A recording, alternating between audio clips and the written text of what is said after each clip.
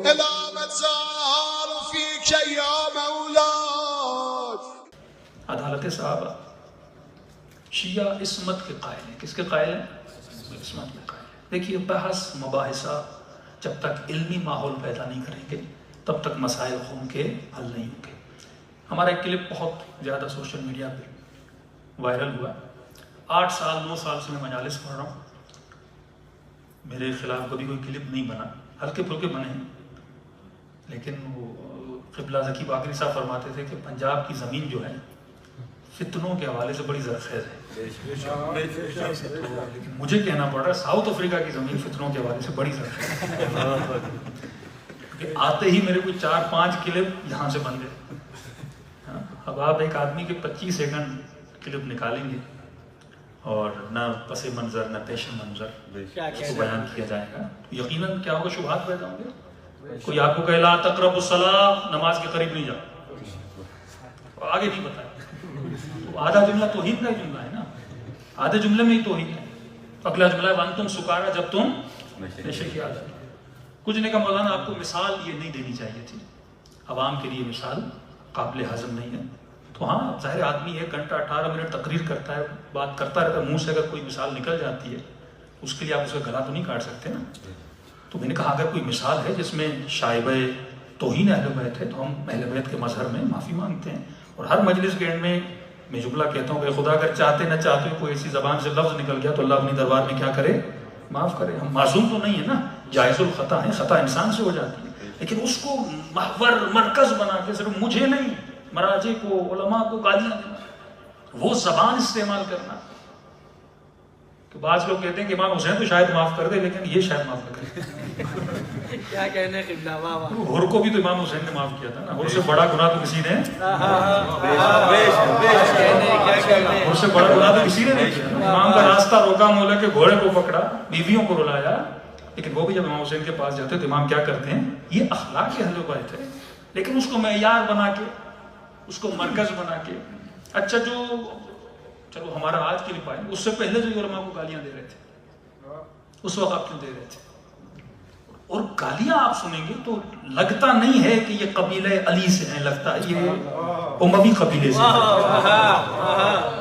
کیونکہ میرے مولا کی پوری زندگی سے اتنا قتل حسین ابن علی، چادریں لوٹی گئی، جناب سکینہ کو تماچے مارے، ویسے بڑا گناہ تو نہیں ہے.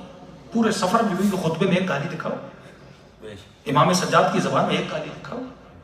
یہ مظہر اخلاق تھے، محور اخلاق تھے. کیا کہنے ہیں، کیا کہنے. گفتگو اب ظاہر کو بانیان بھی یہاں بیٹھے ہوئے ہیں. اب بتایا جائے آپ کو مجمع 90% کیا ہے، سنی ہے. اب ظاہر جب مناظراتی گفتگو ہوتی ہے اس میں کچھ ایسی دلیلیں دی جاتی ہیں. مثال کے طور پہ آپ کو بتا رہا ہوں، امام رضا کا مناظرہ ہو رہا ہے عیسائیوں کے ساتھ.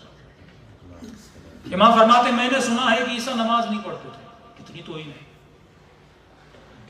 میں نے سنا ہے کہ عیسیٰ روزہ نہیں رکھتے تھے. میں نے سنا ہے کہ عیسیٰ عبادت میں کاہل تھے، مطلب سست تھے. اب آج اگر کوئی کہے آپ قتل کر دے گا، آپ عیسیٰ کے بارے میں ایسی باتیں کر رہے ہیں. امام رضا مناظرے کی حالت میں تھے. فرمایا میں نے سنا ہے کہ عیسیٰ نماز نہیں پڑھتے تھے، میں نے سنا ہے کہ روزہ نہیں رکھتے تھے، میں نے سنا ہے کہ عبادت میں بڑے قائل تھے. جتنے مسیحی تھے جو عیسیٰ کو خدا بھی مانتے ہیں جلال میں آ کے کھڑے ہو گئے، کئی مسلمانوں کے عالم توہین کر رہے ہمارے نبی کی. کیا مطلب وہ نماز نہیں پڑھتے تھے؟ کیا مطلب وہ روزے نہیں رکھتے تھے؟ کیا مطلب وہ عبادت میں سست تھے؟ کہ ہماری کتابوں میں لکھا ہے عیسیٰ پوری رات عبادت کرتے تھے، دنوں میں روزے کی حالت میں ہوتے تھے، دن رات خدمت کرتے تھے لوگوں کی. یہ کہنا تھا تو امام نے کہا چاہیے تو بتاؤ عبادت کس کی کرتے تھے؟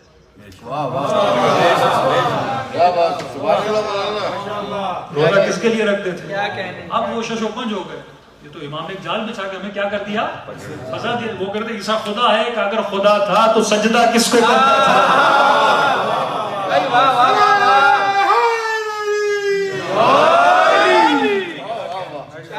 خدا تھا تو سجدہ کس کو کرتا تھا؟ اب سنی مجمع ہے، سنیوں کی مینٹلٹی کیا ہے؟ عدالت صحابہ. عدالت صحابہ کا مطلب کیا ہے؟ صحابی جو بھی کرے جنتی ہے. منع کرتے نا مشاجرہ صاحب، سورہ تحریم پڑھنے نہیں دیتے.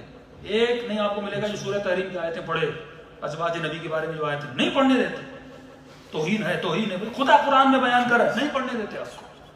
مشاجرات صحابہ سے سختی منع کرتے ہیں. طارق قادری کا جملہ ہے کہا میرے بچوں مشاجرت صحابہ نہیں پڑھا، کیونکہ پڑھنے کے بعد یا رافضی بنو گے یا خارجی بنو گے، مطلب یا وہابی بن جاؤ گے یا شیعہ بن جاؤ گے۔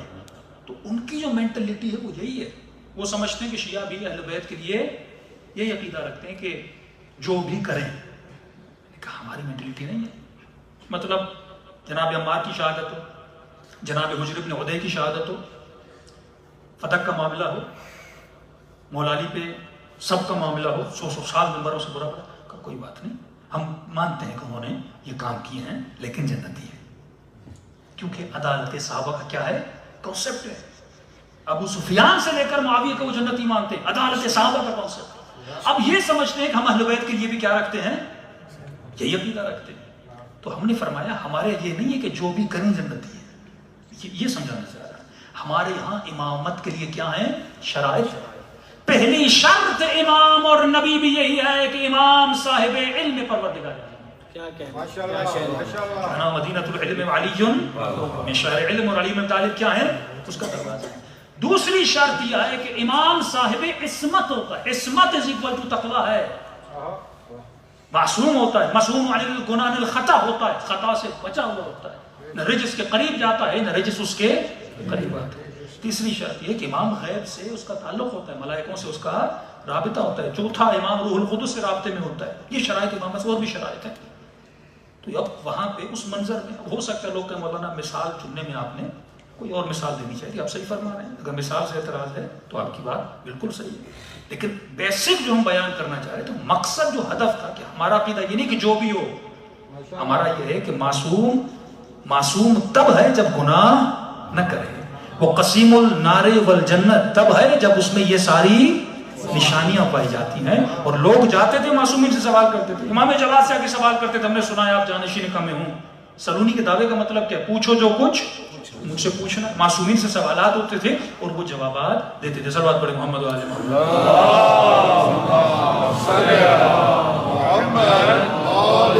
محمد۔ دوسری جو ایک روش چلی ہے، بڑی آسانی سے ہم ایک کو غالب بنا دیتے ہیں، بڑی آسانی سے ہم ایک کو مقصر، دونوں جہنمی ہیں، غالب بھی جہنمی ہے، مقصر بھی جہنمی ہے۔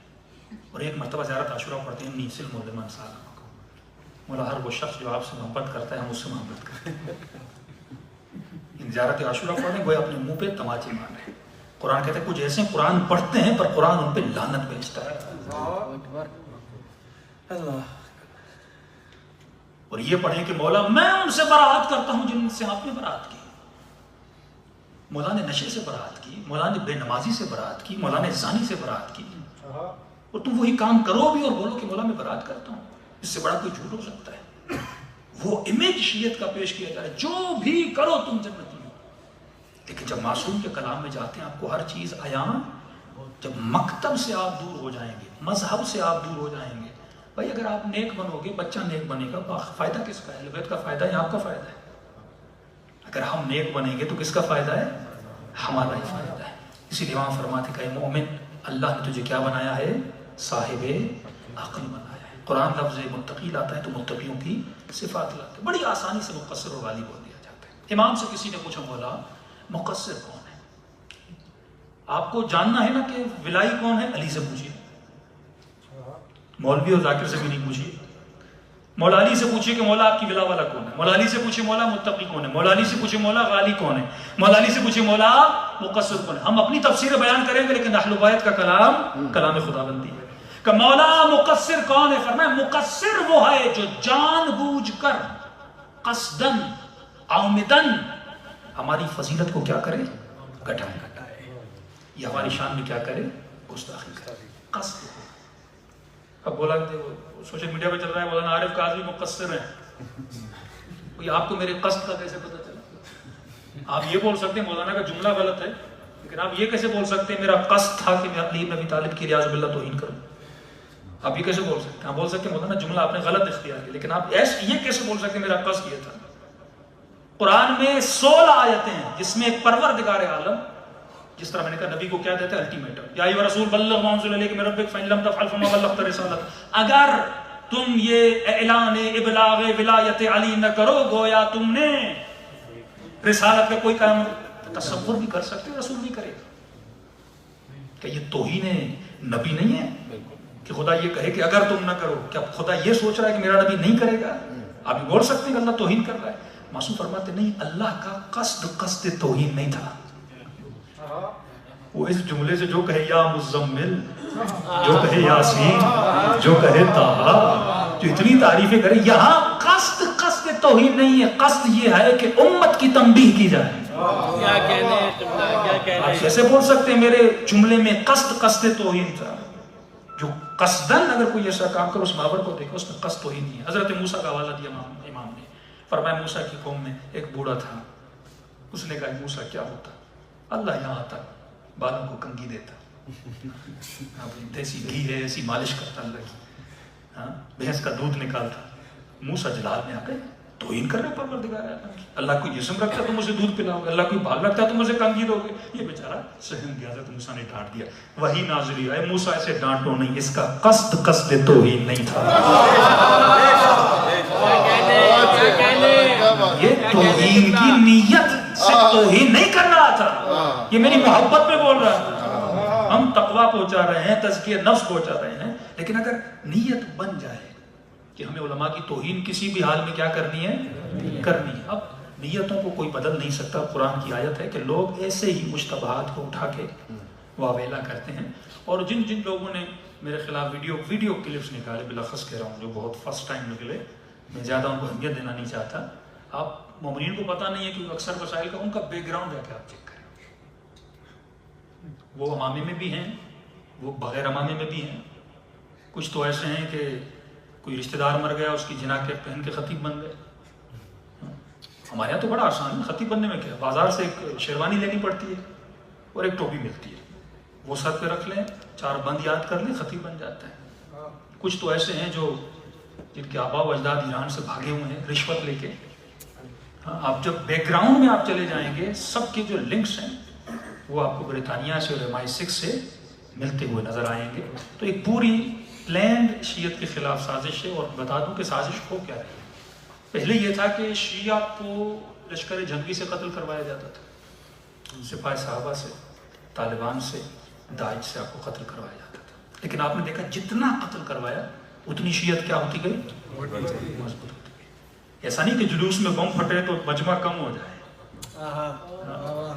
مومن زخمی تھا لیکن اس نے کربلا کے عاشور کے جلوس میں علم کو گرنے نہیں دیا.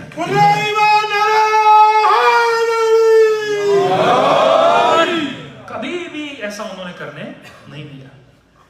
اب ان سمجھ گئے کہ دشمن شیعوں کو کبھی بھی نقصان نہیں دے سکتا. وہ قوم جس میں مرکز نہ ہو، محور نہ ہو. آپ کیا کریں، مرکزیت ہے.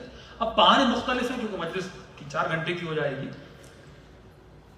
تو انہوں نے کہا اب شیعت کو غیر سے نہیں مارا، شیعہ کو شیعہ سے مارا. اگر مجھے سپاہ صحابہ مارے تو میں شہید کہلاؤں گا، لیکن اگر کسی شیعہ کو شیعہ مارے تو شہید تو نہیں کہلائے گا نا. یہ کیا ہوگا، فتنہ ہوگا. ہاں کلپ میڈیا پہ آ چکے ہیں نا، کسی اہل بیت کے ذکر کرنے والے کو سر عام روڈ پہ مارا جائے. اپنے شیعہ خوش ہو رہے ہیں، اچھا ہوا. یعنی یہ نفرت اتنی پھیلا دی کہ ہم شیعہ ایک دوسرے کو مرتے ہوئے دیکھ کے کیا ہو رہے ہیں، خوش ہو. یہ المیہ ہے، یہ المیہ ہے کہ اس قوم میں جو ممبر پہ آئے ذکر اہل بیت کرے اسے مثلاً مارا جا رہا ہے. اب وہ اسباب کے ہم اس میں نہیں جا رہے، لیکن یہ روش کیا ہے، روش غلط ہے. اور اتنا ابھارا جا رہا ہے کیونکہ یہاں عقائد کو اتنا ابھارا جا رہا ہے اور یہاں توہین. مجھے پنجاب کا نہیں پتا لیکن سندھ میں علل اعلان مراجع کو گالیاں، علل اعلان مجتہدین کو گالیاں. ایک نجس حیوان کی پکچر بناتے ہیں، اس پہ سر ایک سید مجتہد کر رہے ہیں، بولتے ہم عظمت سادات کے لیے نکلے، اوپر سے سادات کو ہی گالیاں دے رہے ہوتے ہیں. اب جب ایک بندے کی عقیدت ہے نا، مثلا کسی عالم سے، کسی مرجع سے، جب وہ یہ دیکھے گا تو اس میں جوش ہوگا، آئے گا کہ نہیں آئے گا؟ آئے گا تو کیا ہوگا، قتل ہوگا کہ نہیں ہوگا. یعنی یہ آخری دشمن کی سازش ہے. ایسے گروہ بنائے جا رہے ہیں، ایسے جتھے بنائے جا رہے ہیں کہ شیعہ کو شیعہ کے ذریعے سے کیا کیا جائے، قتل کیا جائے. اور منبر سے وہ روش اختیار کی جائے جس کے لیے اہل بیت نے فرمایا اول من قاس فهو ابلیس. جس نے سب سے پہلے قیاس کیا تھا وہ کون تھا؟ ابلیس. ہمارے مکتب میں، ہمارے مذہب میں، ہماری فقہ میں قیاس نہیں ہے. فقہ حنفیہ میں قیاس ہے، فقہ تشیع میں قیاس نہیں ہے. کہ شخص آئے منبر پہ کہے ابھی تو واصل جہنم ہو چکا ہے، پڑھتے تھے مجالس، لوگوں سے کہا کہ اللہ کا نام مومن ہے کہ نہیں ہے؟ مجھے نے کہا یا مؤمنو یا مہیمنو یا مصبرو، اللہ کے نام میں سے ایک نام مومن ہے. تو کہا بتاؤ اللہ مومن اور علی امیر. مجمع واہ واہ کرے جا رہا ہے. اللہ علی کو اللہ کا امیر بنا دیا. جس طرح آپ نے وہابی مینٹلٹی دیکھی ہے نا، آپ کہتے تھے یا علی مدد، گاڑیوں کے پیچھے لکھ لیا یا اللہ مدد. شیعوں نے کہا علی وارث، گاڑیوں کے پیچھے لکھنا شروع کیا اللہ وارث. جن کو پتا ہی نہیں کہ اللہ کا کوئی وارث ہوتا ہے. اللہ کا وارث کیسے، اللہ کسی کا وارث کیسے ہو سکتا ہے؟ یہ جملے شرکیہ ہے. میرا بیٹا میرا وارث ہے نا، علی محمد کے وارث ہے نا. تو اللہ کسی کا وارث کیسے ہو سکتا ہے؟ لیکن جو آدمی تعصب میں آتا ہے، ضد میں آتا ہے، وہ کرے جاتا ہے. اسی لیے فرمایا مومن کا دماغ ٹین کے ڈبے کی طرح نہیں ہوتا، جلدی گرم بھی ہو جاتا ہے اور جلدی ٹھنڈا بھی ہو جاتا ہے. اس کو اللہ نے کیا بنایا ہے؟ صاحب عقل بنایا. یہی لوگ اب تو سیریا میں جنگ ہو گئی، جاتے تھے وہاں پہ. اب ان کو کسی نے بول دیا کہ بلال نے اذان علی منیبا نہیں پڑھا تھا. حضرت بلال کی شامت آ گئی. قبر بلال پہ گئے، الیاذ باللہ، اس قبر پہ انہوں نے توہین کی. ہر سال جاتے تھے قبر بلال کہ اس نے اذان نہیں پڑھا تھا. یعنی یہ مینٹلٹی آپ کے پاکستان میں.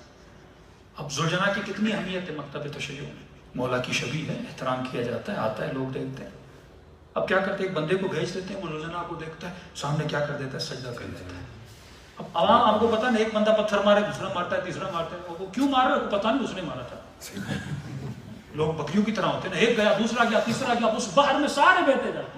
اس نے سجدہ کیا، اس نے بھی کیا کیا، دوسرے نے، تیسرے نے. اب آپ کا فوٹو نکال دیتے ہیں کہ یہ دیکھو گھوڑوں کی عبادت کرنے والے. کیا کہنے ہیں؟ یہ الزامات ہیں کہ نہیں؟ آپ یہ الزام بنتے کیسے ہیں؟ جب ایک بندہ غلطی کرتا پھر ذوالجلال کو سجدہ، پھر اگر اب انسانوں کو سجدہ کیا جاتا ہے. جن کو پیر و مرشد یوٹیوب پر موجود ہے، برمنگھم میں امریکہ میں، وہ صاحب جاتے ہیں اور ایئرپورٹ میں سارے لوگ سجدے پہ گر جاتے ہیں. جب تو اللہ کی دربار میں سجدہ نہیں کرتا تو خدا تجھے جاہلوں کے سامنے سجدہ کرتا.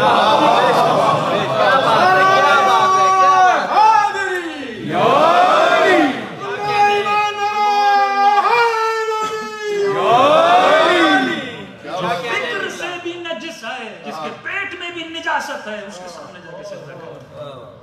یہ جہالت ہے جو انسان کو در اہل بیت سے دور کرتی ہے. لیکن آنسو فرماتے ہیں آخری زمانے میں حق چھپ جائے گا اور باطل جھاگ کی طرح.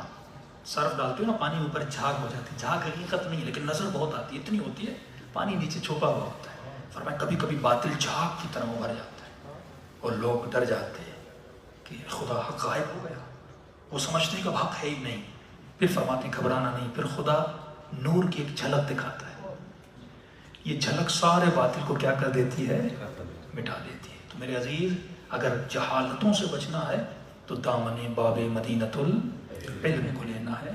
علم کو لیجیے. فاسألوا اہل الذکر ان کنتم لا تعلمون. اہل ذکر سے پوچھو اگر تمہیں پتہ نہیں ہے.